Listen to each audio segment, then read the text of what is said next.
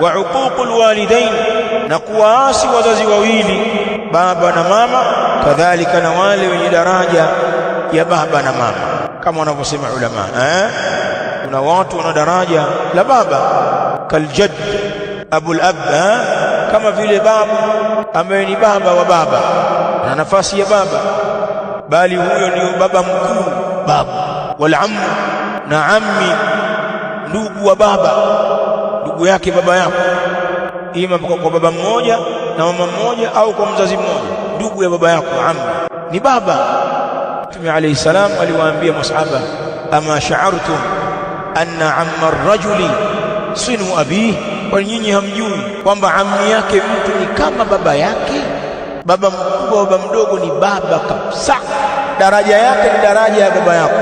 Ukimdharau ammi yako unamdharau yule baba yako, kumuenzi ammi yako umuenzi baba yako. Hawa wanaingia. Kadhalika kwa upande wa mama, usimuasi mama na wale wenye daraja ya mama.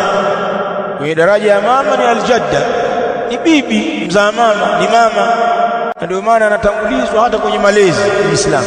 Ikiwa mama wa mtoto kafariki, mtoto mdogo, na bibi yuko, anapewa yule mtoto, anapewa bibi mzaa mama ndio amlee, kwa sababu nafasi yake ni kama ya yule mama, bali na zaidi. Hivyo hivyo ndugu wa mama, wakina odo hawa na kina mama wakuu, mama mkubwa, mama mdogo, ni mama.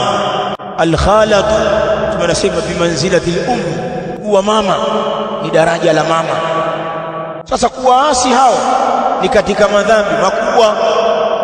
Katika wenye kuingia kwa upande wa mama ni al-akhwali, ndugu wa kiume wa mama, wa daraja la mama pia, sawa, wajomba hao. Al-khal ni mama. Waswahili pia wanasema mjomba ni mama, lakini hanyonyeshi tu, ni mama yule.